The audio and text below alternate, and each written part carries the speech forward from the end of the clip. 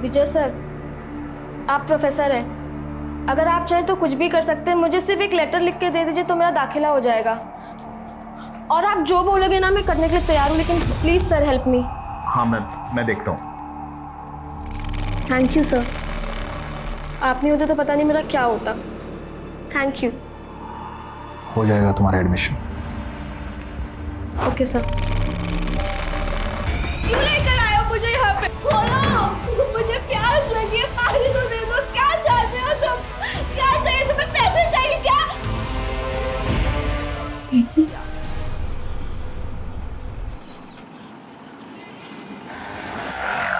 माँ मुझे आइसक्रीम चाहिए, मतलब चाहिए। बहुत हुआ नव्या, टेस्ट क्रीम का आइसक्रीम नहीं मिल जाएगी तुझे। घर अगर आप मुझे आइसक्रीम नहीं दिलाओगे तो मैं घर नहीं आऊंगी। नव्या क्या नाटक है ये? बाप बेटी ने जैसे कसम खा रखी है मुझे तंग करने की। घर चल, फ्रिज में बंद करके तेरी आइसक्रीम बनाती हूँ। घूर क्या रही है? नजर नीचे कर।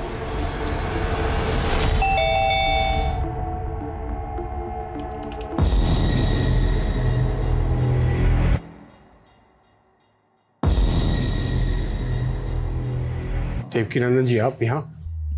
क्या हुआ? ज्यादा खुश नहीं लग रहे हमें देख के।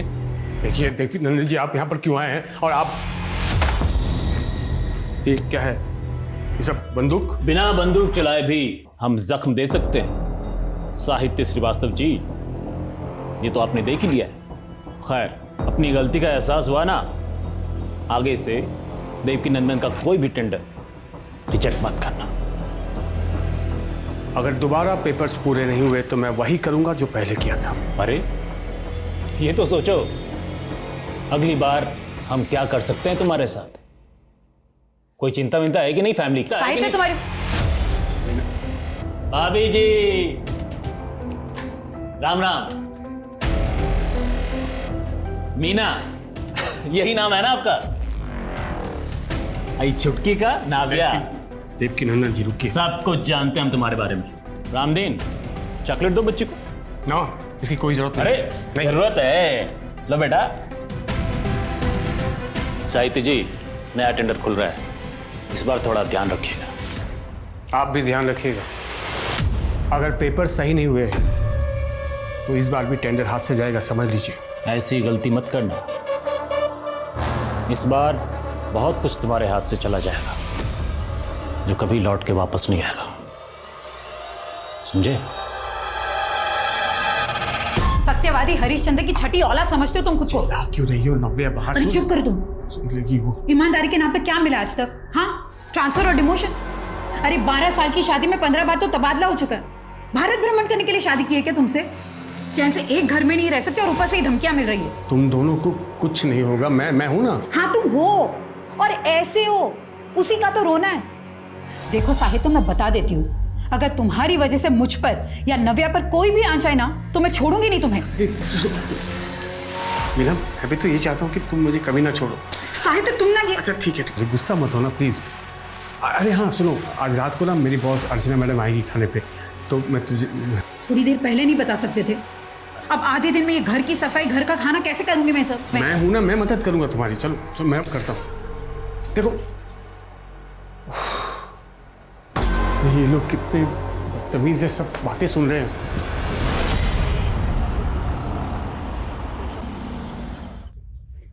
नव्या, मैडम जी जो भी पूछे उसका मुस्कुरा कर जवाब देना, समझी?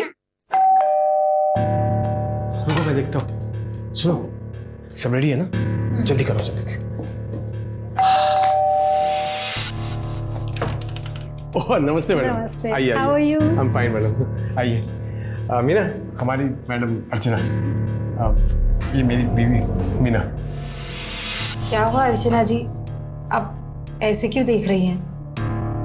मीनू, मीनू की बच्ची अभी तक याद नहीं आया? जल्दी पहचान, वरना शुक्ला सर से बोल के तुझे पनिशमेंट दिलवाऊंगी। अर्चना तू कैसी है? कितने सालों बाद? Too good, the food is too good. Madam सारा खाना मीनू ने बनाया, बहुत अच्छा खाना बनाती है। मीनू तो हमेशा से होना रही है। साहित्य, तुम्हें पता है ये हमारी क्लास के सबसे ब्राइट स्टूडेंट थी। इनफैक्ट हम सबको लगा था कि ये इंडिया में सेटल होएगी नहीं, अब्रॉड सेटल होगी, है ना मीनू? यही तुम्हारा प्लान था ना? हाँ। तो फिर तुम इस कार्टून साहित्य के चक्कर में कैसे आ गई? साहित्य आई एम सॉरी, मैं मजाक कर रही हूँ यार, डोंट टेक इट सीरियसली। छोड़ना यार, फिर कभी फुर्सत से बात करेंगे। Done. Next week my house. नहीं होगा अर्चना, कल मायके जा रही हूँ। पापा मुझे और नव्या को लेने आ रहे हैं। मैडम नेक्स्ट वीक के चक्कर में अभी का डिनर एंजॉय नहीं कर रही हैं आप। लीजिए ना राइस, लीजिए।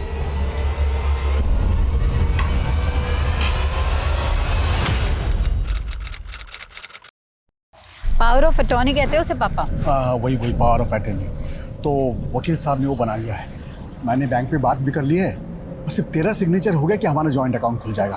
फिर कल मैं अगर नहीं भी रहा तो मेरे जगह तू सारे फैसले ले सकती है। पापा ऐसी बातें मत करो ना आप। मुझे चिप्स चाहिए। चुप कर, जब देखो तब जंक फूड खाना है तुझे बस। अरे इतना लंबा सफर है, भूख तो लगेगी ना।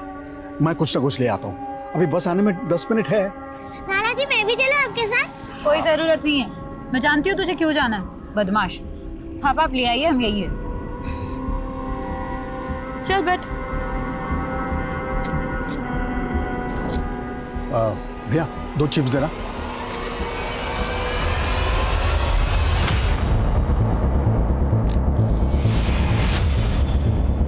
मीना,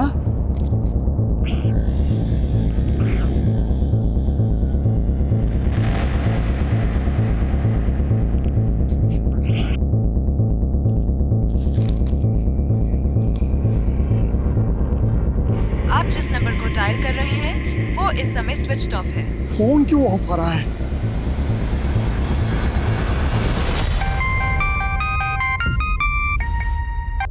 हाँ पापा।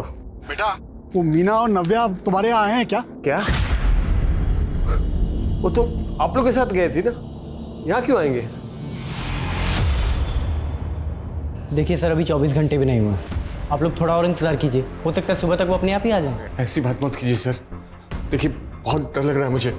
देखिए आप लोग बेकार में परेशान हो गए, आपने उसकी सहेलियों से बात की, हो सकता है वो अपनी किसी सहेली के घर पे गई हो। अरे सर पर क्यों जाएगी मेरी बेटी कहीं? कितने अनाप शनाप चीजें सुनने को मिलती है न्यूज में, मालूम नहीं आपको? मेरे बच्चियों के साथ ऐसा कुछ होगा तब कुछ चाहिए नहीं यार। क्या हुआ? अरे सर देखिए ना सर, ये मेरी बेटी और नातिन का मिसिंग रिपोर्ट नहीं लिख रहे हैं। सर आप देखिए ना सर। सर अभी 24 घंटे भी नहीं हुए। सर से 5 मिनट हुए होंगे, मैं कुछ सामान लेने गया, आकर देखा कि दोनों गायब हैं। हमें लगा कहीं वो घर ना पहुंच गई हो, तो हमने जमाई बाबू को फोन किया। पापा वापस क्यों आती बिना? हाँ? फिर भी सर मैंने पूरा मोहल्ला ढूंढा, उन्हें उनका कुछ पता नहीं चला सर, पूरा बस स्टॉप छाना, लेकिन किसी ने उनको देखा नहीं। उसका फोन भी बंद आ रहा है सर, मैंने कई बार ट्राई किया। क्या आज आप दोनों मियाँ बीवी का आपस में कुछ झगड़ा हुआ था? नहीं सर, हमारा कोई झगड़ा नहीं हुआ था, वो तो बहुत खुश थी। आप पापा से पूछिए ना। पापा। हाँ आपने मीना को कुछ कहा क्या? नहीं सर। अच्छा ठीक है, जहाँ से दोनों गायब हुई थी आप इनके साथ जाइए, इन्हें वो जगह दिखाइए। गाड़ी रोको, यहीं रोको।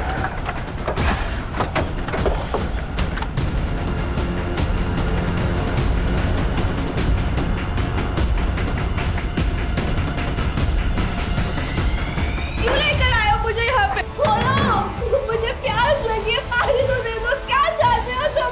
क्या चाहिए तुम्हें? पैसे चाहिए क्या? पैसे कहाँ से लाऊं पैसा? एक ऑटो चलाने वाला इतने पैसे का इंतजाम कैसे कर सकता है बेटा? पापा आंटी ने मुझे बोल दिया है कि मैंने 2 दिन में किराया नहीं दिया तो कमरा खाली करना पड़ जाएगा। फीस देने की भी तारीख नजदीक आ रही है, अगर ऐसे रहा तो मेरी तो पढ़ाई छूट जाएगी। मैं पैसे का इंतजाम कर रहा हूँ ना, बस कुछ दिन तुम और संभालो, सब हो जाएगा। ठीक है पापा।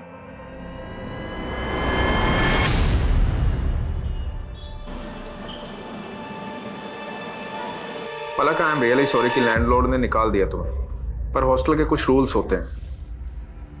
फर्स्ट ईयर के स्टूडेंट को हॉस्टल में कमरा नहीं मिलता। मैं चाह कर भी कुछ नहीं कर सकता। विजय सर, आप प्रोफेसर हैं, अगर आप चाहें तो कुछ भी कर सकते हैं। मुझे सिर्फ एक लेटर लिख के दे दीजिए तो मेरा दाखिला हो जाएगा, और आप जो बोलोगे ना मैं करने के लिए तैयार हूँ, लेकिन प्लीज सर हेल्प मी। हाँ मैं देखता हूँ। थैंक यू सर, आप नहीं होते तो पता नहीं मेरा क्या होता। Thank you. हो जाएगा तुम्हारा एडमिशन। Okay sir. थैंक्स अक्षम, तुम नहीं होते तो क्या होता मेरा। बस क्या पता, तुम्हारे लिए तो मैं कुछ भी खरीद सकता हूँ, किताबें क्या चीज़ है।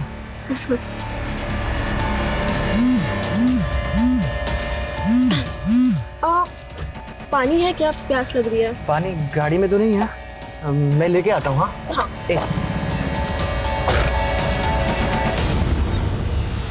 हेलो विजय सर। कैसी हो? वो गिफ्ट कैसा लगा मेरा? बहुत अच्छा। आपका दिया हुआ टॉप पहन के आई हूँ। अच्छा sir, call you at night. या ओके, बाय।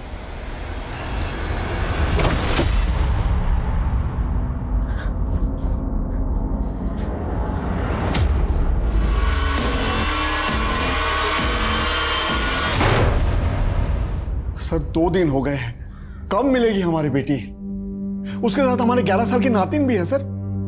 सर जरा हमारे बारे में सोचिए, रात को नींद नहीं आती, डरावने डरावने ख्याल आते हैं सर। आप देखिए, मैं आपकी हालत समझ सकता हूँ, आप बेफिक्र रहिए, वो दोनों जल्दी मिल जाएंगे। ये बताइए, क्या ये मुमकिन है कि मीना खुद अपनी मर्जी से कहीं चली गई? अरे नहीं सर, वो हमें बिना बताए कहीं क्यों जाएगी सर? हम एक जॉइंट अकाउंट खोलने उसे बिजनौर लेके जा रहे थे। जाते वक्त उसने तो बिजनौर के अपने सहेलियों को फोन करके भी बताया कि उनसे मिलने आने वाली है। अगर उसके मन में कुछ और होता सर तो वो ऐसा क्यों करती? आप ही बताइए सर।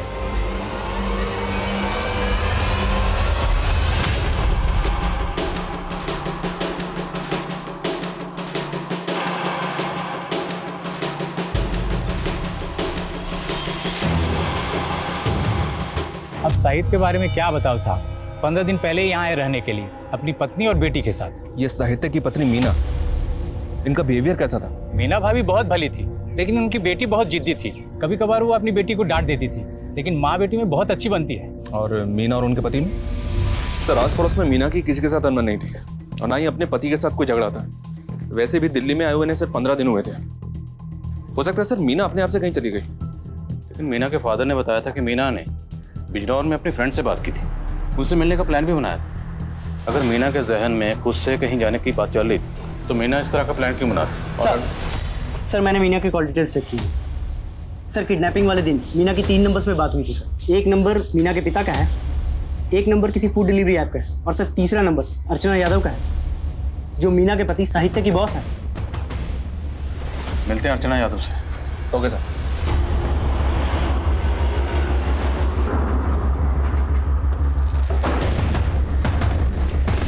वैसे साहित्य काफ़ी सीधा इंसान है। काम के मामले में उससे ज़्यादा सीरियस और ऑनेस्ट इंसान मुझे आज तक कहीं नहीं दिखा। एक जगह SEETAPUR लिखा है सीतापुर। Yes sir. और ये देखिए एक जगह SITAPOOR लिखा है सीतापुर। सर पर नाम तो दोनों एक ही है ना? नाम एक है, पर बहस मत कीजिए, कल आइए ना। सर ये मेरा एप्लीकेशन। सॉरी सर, 4 बजे तक का वक्त था, यू आर लेट, कल आइए आप। सर ऐसा मत कीजिए, 4 बज के 1 ही मिनट तो हुआ है, मेरा बॉस मुझे नौकरी से निकाल देगा। देखिए सर, मैं कुछ नहीं कर सकता हूँ, रूल्स आर रूल्स, प्लीज कल आइए।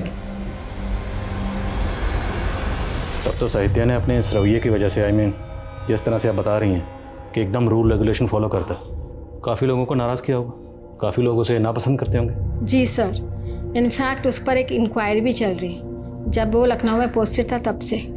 ऐसी इंक्वायरी? किसी ने कंप्लेंट कर दी ईडी को कि इसने रिश्वत ली है। अच्छा, जिस दिन साहित्य की बीवी मीना गायब हुई, मीना ने आपको कॉल किया था, क्या बात हुई थी? वो एक्चुअली अपने सारी फ्रेंड से मिलना चाह रही थी। उसने मुझे भी कन्विंस करने की कोशिश की कि मैं बिजनौर आ जाऊँ, बस यही बात हुई थी। मैम आपको क्या लगता है, साहित्य की वजह से इतने लोगों का काम अटका, टेंडर कैंसिल हुए, क्या उनमें से कोई साहित्य के परिवार के साथ ऐसा कुछ कर सकता है? सो पॉसिबल है। जब वो लखनऊ में पोस्टेड था, हो सकता है उसने दुश्मनी मोल ली हो किसी से और उसी ने ये किया हो। शर्मा सर, लखनऊ जाओ। लखनऊ में साहित्य जहाँ पोस्टर था, वहाँ रहते हुए उसने जितने भी टेंडर रिजेक्ट किए थे, सबकी लिस्ट बनाओ। Right sir. और सर, ये साहित्य लखनऊ में जहाँ रहता था वहाँ भी इंक्वायरी करता हूँ। अगर वहाँ पे इसकी किसी के साथ दुश्मनी होगी तो इसके आस पड़ोस में कोई तो जानता होगा इसके बारे में। करेक्ट, पता करो सर।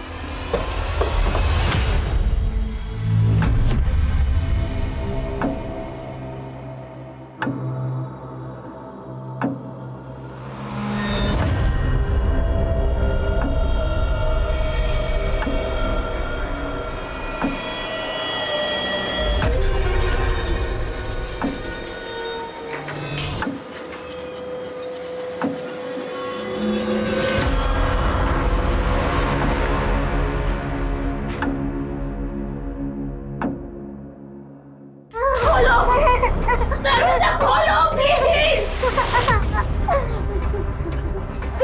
कौन हो तुम? कौन हो तुम? कौन हो तुम? तुम्हें भी मारना है उसने? बोलो, तुम जानती हो क्या उसको? बोलो ना, कौन हो तुम? अरे बोलो। ये औरत कौन हो सकती है? कौन है वो आदमी जिसने हम दोनों को बंद कर रखा है? पलक, सुनना यार। मैंने तुझसे बात नहीं करनी, तू जा यहाँ से। अरे पिछले 1 घंटे से वेट कर रही हो, तू अब आ रहा है। अच्छा, तू जानती है कि मैं लेट क्यों हुआ? ये देख। फोन मेरे लिए? Thank you. एक सेकंड। यार ये तुम्हारा फोन हमेशा गलत टाइम पे बजता है। यार पापा का कॉल है, बस 1 सेकंड। जी पापा। पलक बेटा, मैंने 5,000 रुपए भेजे हैं, किराया चुका देना। अब बहुत जल्दी कोचिंग की फीस भी भेज दूंगा, बस तू मन लगा के पढ़ाई कर। जी पापा, मन लगा के पढ़ाई करूंगी। जी। डैडी को क्यों परेशान कर रही है तू? पैसे चाहिए ट्यूशन के लिए, उससे ले ले।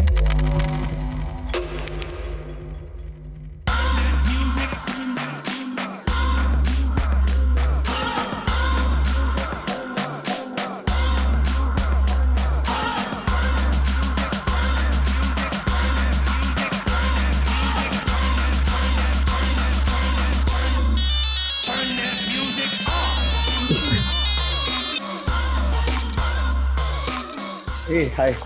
हाय। You're looking damn hot, huh? You also looks fine. Biceps अच्छे बनाए। Thank you. You can touch if you want.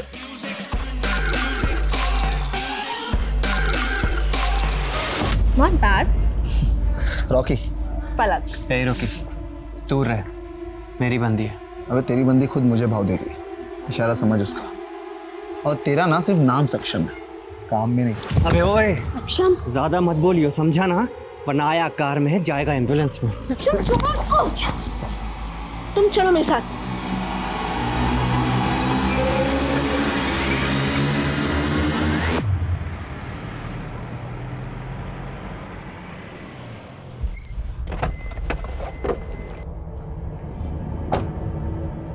वो रॉकी तो कमीना है, लेकिन तुम्हें उससे चिपकने की क्या जरूरत थी?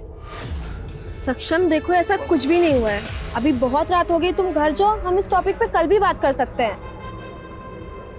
एंड यू नो ना I love you.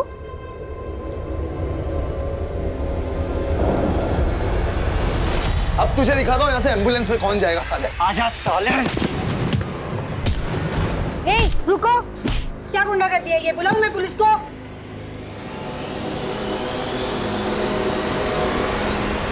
Ma'am please, ma'am आप मेरी एक बार बात तो सुनिए। मुझे कुछ नहीं सुनना पलक, तुम्हारे पेरेंट्स को इन्फॉर्म कर दिया है, तुम यहाँ नहीं रह सकती, जाओ। मैम प्लीज मेरी एक बार बात सुन लीजिए। मैम प्लीज मेरी।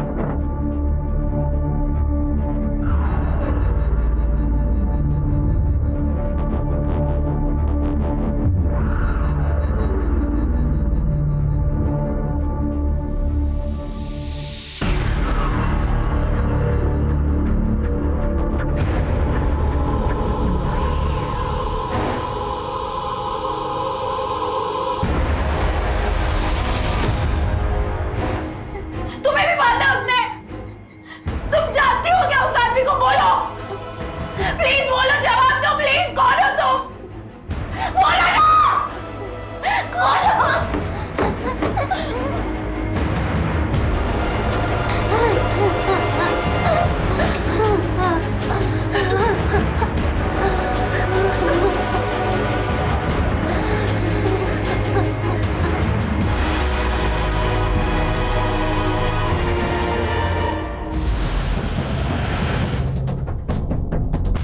मीना एक बहुत अच्छी औरत है, उसकी मोहल्ले में हर किसी से बनती थी, लेकिन जब से वो घपला हुआ है सब बदल गया है।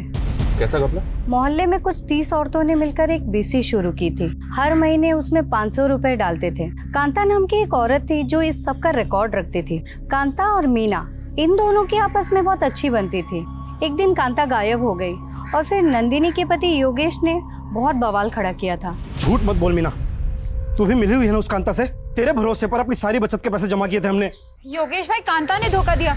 उसमें मेरी क्या गलती? मेरे पहले से वो यहाँ रहती थी ना, आप सब तो जानते थे उसे। लेकिन तुम लोग गुपचुप तरीके से मिलते थे। कांता के गायब होने से पहले भी तुम उससे मिली थी एक बार। अरे लेकिन उसका मतलब ये तो नहीं कि मतलब कुछ नहीं, हमें हमारे पैसे चाहिए बस। मेरे पास कोई पैसे नहीं है। पैसे वापस कर मेरे, मुझे नहीं पता। पैसे वापस कर, पैसे वापस कर मेरे, पैसे वापस कर, पैसे वापस कर, मुझे मेरे पैसे वापस कर, मुझे नहीं पता। मेरे पैसे वापस दे, मेरे पैसे वापस दे, पुलिस को पैसे वापस दे, पैसे वापस कर मेरे। ये योगेश रहता कहाँ है? वो सब तो कुछ महीनों पहले दिल्ली शिफ्ट हो गए। ये योगेश दिल्ली में कहाँ रहता है पता है आपको? नहीं, ये तो नहीं पता।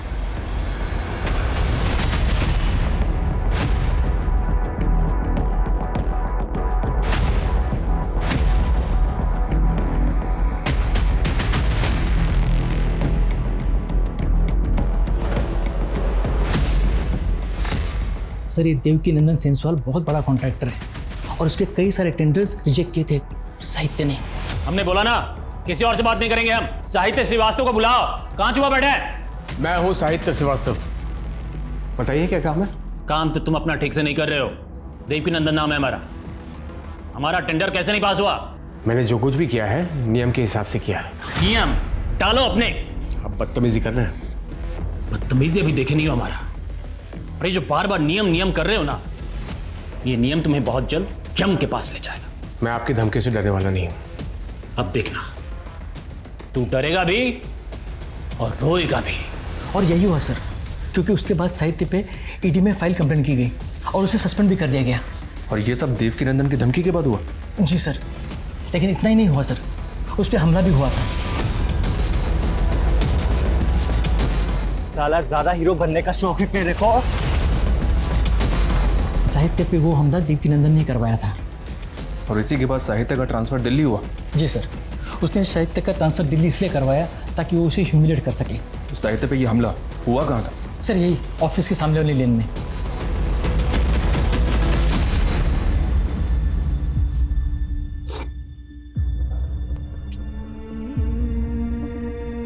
मीना, तुम जहां भी हो प्लीज लौट आओ। अगर मुझसे कुछ गलती हो गई हो तो आई एम सॉरी। प्लीज नव्या को लेकर आ जाओ प्लीज। मैं क्या करूं मीना? मैंने पुलिस को फोन करके शिकायत दर्ज की ना, अब वो देख लेंगे योगेश को। अब ये सामान अंदर रखो प्लीज। अरे कैसे मर्द हो तुम? तुम्हारी बीवी पे हमला हुआ, मेरी जान जा सकती थी, मेरा गला दबाया गया और तुम्हारा खून नहीं खोला मुझे देखकर। मैं क्या करूं? वो पुलिस का काम है, पुलिस को करने दो। देखो मैं कानून हाथ में नहीं ले सकता। ये सब बंद करो प्लीज, सामान अंदर रखो। जो आदमी अपनी पत्नी की रक्षा नहीं कर सकता, ऐसे पति के साथ मुझे नहीं रहना। चल नव्या। जिद मत करो प्लीज, रुक जाओ। चल नव्या। मीना प्लीज रुक जाओ। मीना प्लीज रुक जाओ। मीना प्लीज वापस आ जाओ नव्या को लेकर। मीना तुम पहले जब भी गई वापस आई, इस बार भी आ जाओ।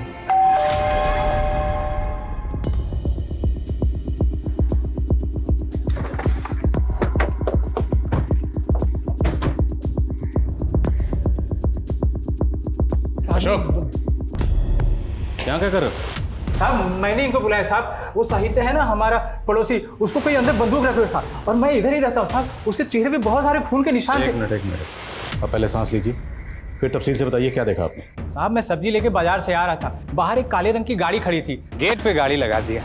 अक्कल नाम की चीज ही नहीं है। अरे फिर मैं ना अंदर साहित्य के घर से टूटने फूटे की आवाज़ सुनी। जब मैं आया तो दरवाजे को धक्का दिया लेकिन दरवाजा खुला नहीं। फिर मैं खिड़की से देखा तो साहित्य को ना कोई बंदूक रखे हुआ था सर पे और उसके चेहरे पे मार के निशान थे। ये देख के डर गया साहब। फिर मैं जाके हवलदार साहब को बुला के लाया। जब मैं आया तो देखा दरवाजे में ताला लगा हुआ और वो काले रंग की गाड़ी भी गायब थी।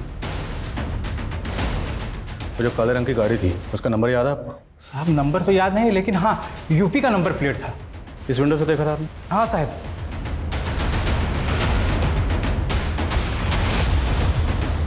ताला तोड़ो। सर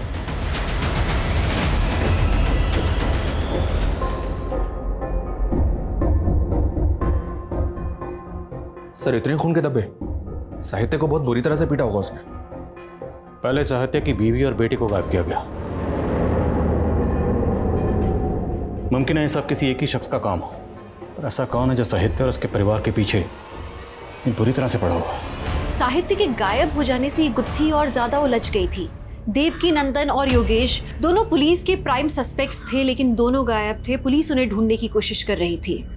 साहित्य पर जिसने हमला किया था, पुलिस को उसकी भी तलाश थी। पुलिस को शक था कि देवकी नंदन ने उसे हायर किया था इस काम के लिए। लेकिन जब सच सामने आया तो न सिर्फ पुलिस के सारे अनुमान गलत साबित हुए, बल्कि जो सामने आया वो किसी की भी सोच से परे था। लेकिन उस समय पुलिस की सबसे पहली प्रायोरिटी थी मीना और नव्या को ढूंढना।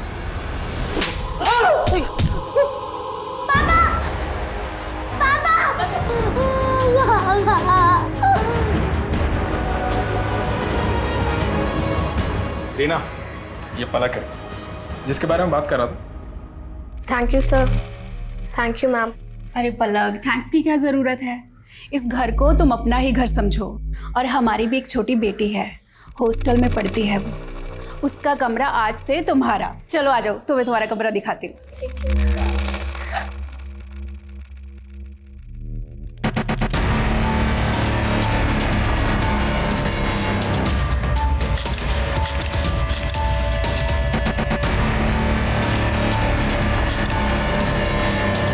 मुझे कुछ पैसे चाहिए थे, शॉपिंग करनी है, देना जरा।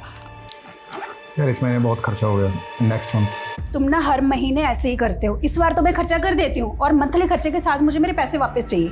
हाँ हाँ ठीक है, ले लेना। विजय सर 2000 रुपये ले रही हूँ, ज़रूरत है मुझे। Thank you.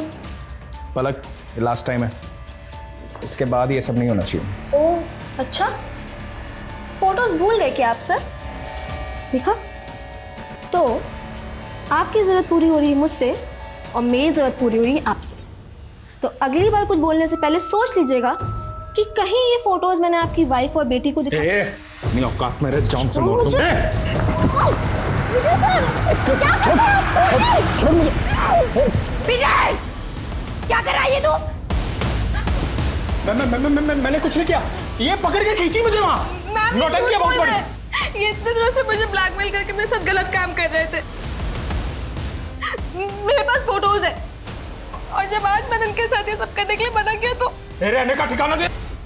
घटिया आदमी। छोड़ूंगा नहीं तुझे।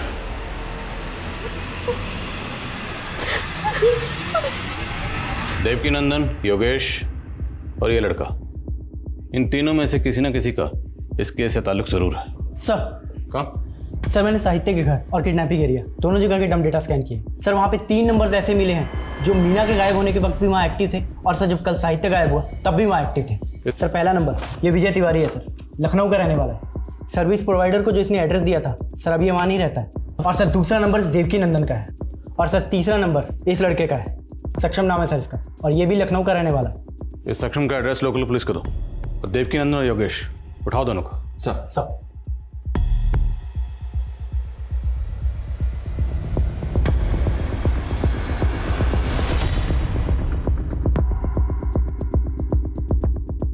अब आपके लोगों ने खामखा उठा लिया हमें। ये इत्तेफाक की बात है, हमारी बहन उसी इलाके में रहती है जहां साहित्य रहता है।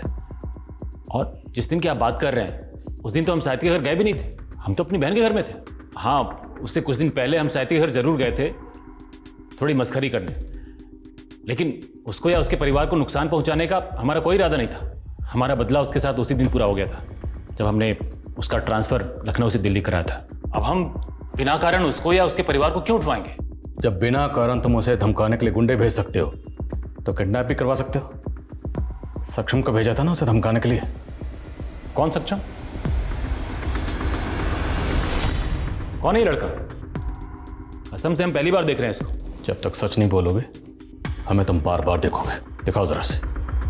साहब मुझे तो पता भी नहीं था कि साहित्य और मीना दिल्ली में है, और गुस्सा तो मीना को लेकर था साहब। मैं उसकी बेटी को क्यों उठाऊंगा साहब? इसको ही भेजा था ना तूने साहित्य को पीटने के लिए?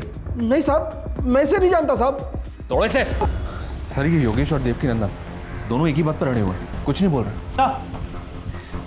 सर एक कॉमन लिंक मिला है सर। साहित्य के मोहल्ले की एंट्रेंस पे एक सीसीटीवी है सर। जिस दिन साहित्य गायब हुआ था उस दिन वहाँ पे एक ब्लैक कलर की कार को स्पॉट किया गया था, ये देखिए सर।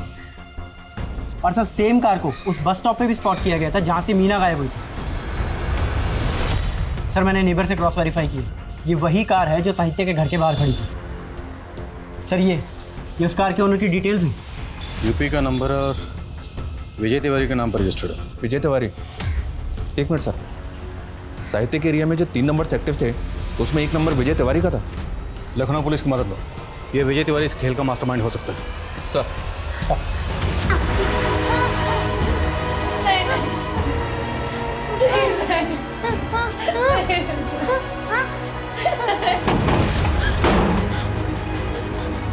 सर क्या?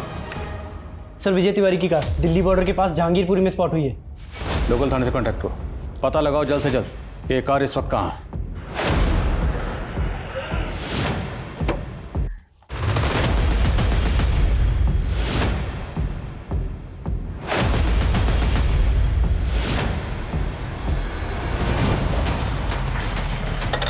जय हिंद सर।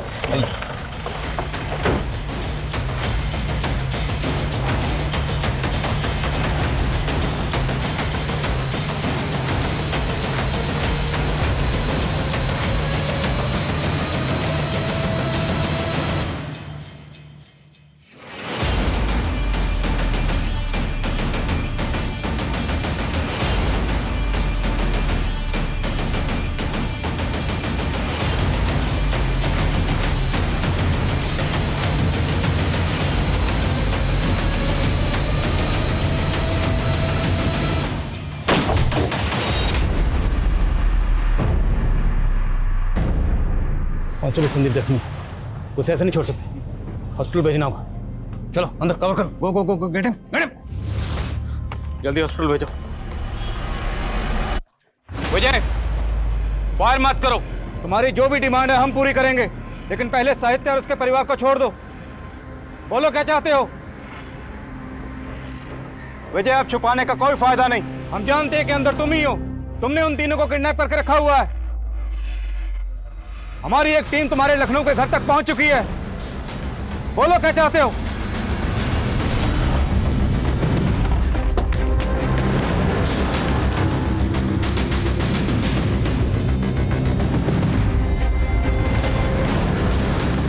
अच्छा किया आप लोग आ गए, मैं आप ही को फोन करने वाला था। कल से बहुत बदबू आ रही है। कौन कौन रहता है यहाँ पर? विजय तिवारी जी और उनकी वाइफ, भाभी जी तो बहुत दिन से दिखाई नहीं थी, और विजय जी भी गायब हैं। विजय, मुझसे बात करो, अपनी डिमांड बताओ, लेकिन पहले साहित्य और उसके परिवार को छोड़ दो। विजय, बोलो क्या चाहते हो तुम? Talk to me.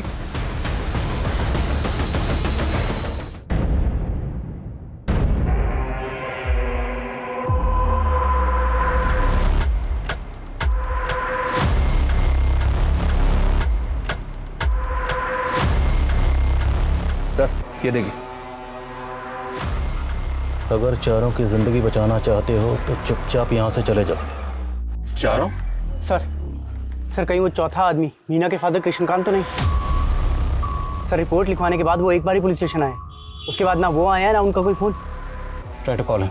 सर मैं एक टीम पीछे ले जाकर घर के अंदर घुसने की कोशिश करता हूँ। नो नो नो, हम रिस्क नहीं ले सकते। अभी हमें कुछ पता नहीं कि विजय के साथ उसके अलावा और कितने लोग। Can't take this risk. अभी यहीं रहो, बट एक टीम तैयार रखो अपने साथ। Okay sir. पुलिस आ गई है साहित्य, अब हमें डरने की कोई जरूरत नहीं है। नहीं, तुम नहीं जानती हो, आदमी बहुत खतरनाक है। वो खुद को बचाने के लिए समझ नहीं है मेरी बात।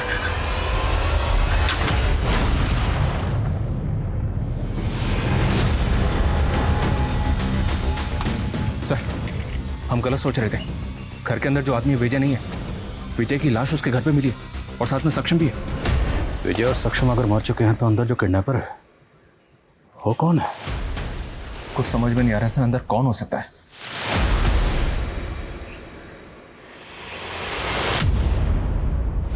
ऐसा Sure.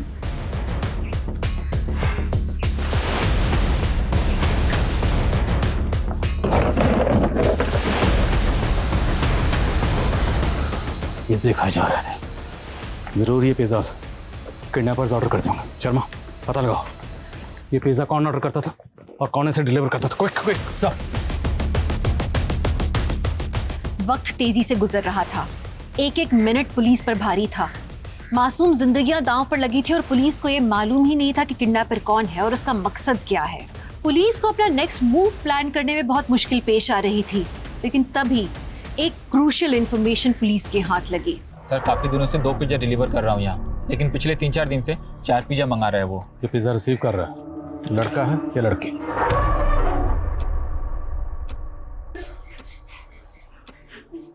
नव्या चुप रहना, यही रहना, ठीक है?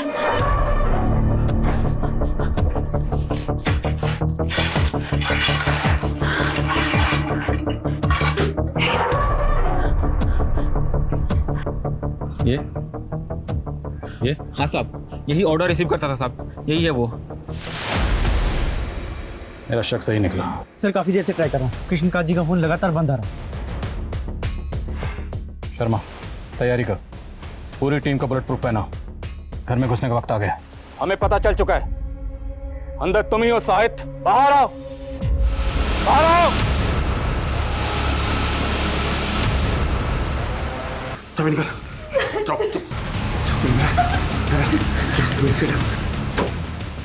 साहित्य चुप क्यों हो? बोलो क्या चाहते हो तुम? इंस्पेक्टर बताओ, किसे मारो देखना चाहते हो, बताओ। और किस किस को मारोगे? देखो हमें सब पता चल चुका है, सक्षम और विजय को तुमने मारा।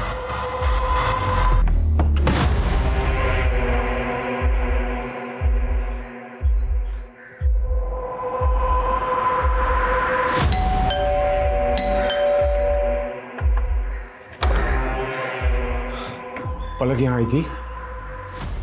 ओह, तो पलक ने भेजा तुम्हें? नए पार्टनर है उसके, ब्लैकमेल करने आया मुझे। जाके बोल दो एक पैसा नहीं मिलने वाला। चलो निकलो। मैं सिर्फ ये जानना चाहता हूँ कि आपका रिश्ता क्या पलक से? क्या रिश्ता?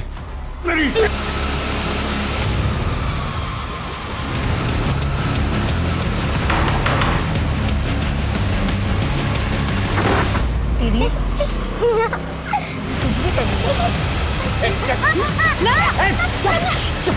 पीछे बैठ, पीछे बैठ। आखिर तुम चाहते क्या हो? और ये लड़की कौन है? देखो ये तो तुम्हारी अपनी बीवी और बच्चे हैं, छोड़ दो इन्हें। नहीं छोड़ सकता, यही तो प्रॉब्लम है। इंस्पेक्टर अपने आदमियों को लेकर चले जाओ, सब बच जाएंगे, नहीं तो सब मर जाएंगे। कृष्णकांत जी, साहित्य के बारे में आप जो भी जानते हैं सब कुछ बताइए। सर ये साहित्य मेरे दूर के रिश्तेदार का बेटा है। 10 साल का था जब उसके पिताजी उसे छोड़कर चले गए थे।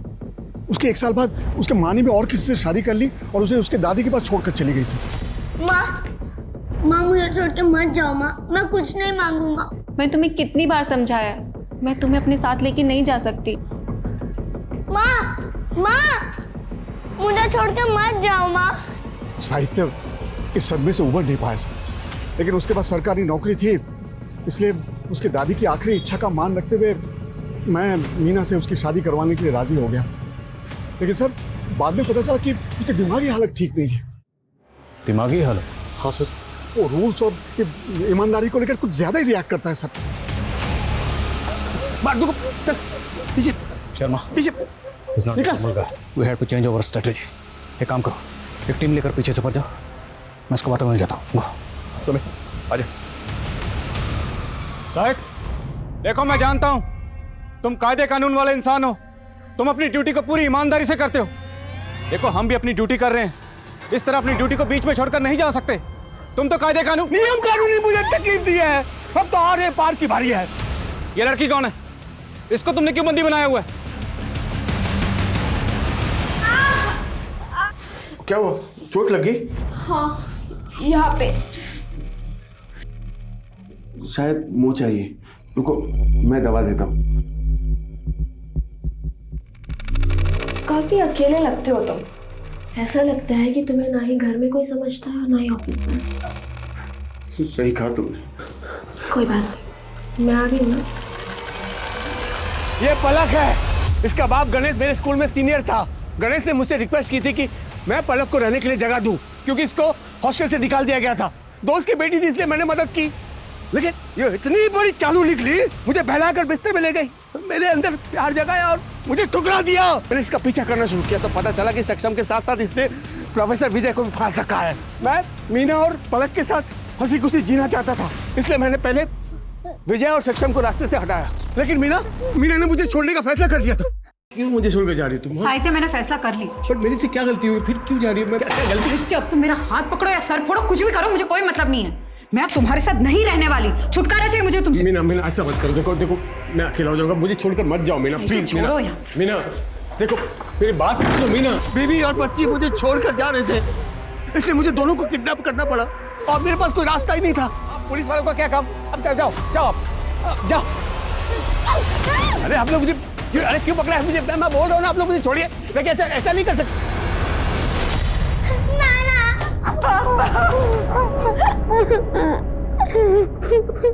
साहित्य इस वक्त जुडिशियल कस्टडी में है और पुलिस जल्दी ही उसके खिलाफ चार्जशीट फाइल करेगी। साहित्य को पता लग गया था कि मीना उसे छोड़कर जाने वाली थी और पलक ने भी उसके साथ रहने के लिए इनकार कर दिया था। साहित्य मीना और पलक को अपना बनाकर रखना चाहता था और अपनी इस नामुमकिन सी ख्वाहिश को पूरा करने के लिए जो उसने रास्ता अपनाया वो न सिर्फ अनैतिक था बल्कि अमानवीय भी था। उसने उन्हीं लोगों की जान खतरे में डाली जिनसे वो प्यार करता था। तो अब मैं दिव्यांका त्रिपाठी दहिया लेती हूँ आपसे विदा। फिर मिलूंगी एक और हैरत अंगेज करने वाली कहानी के साथ। आप देखते रहिए क्राइम पेट्रोल सतर्क। जय हिंद।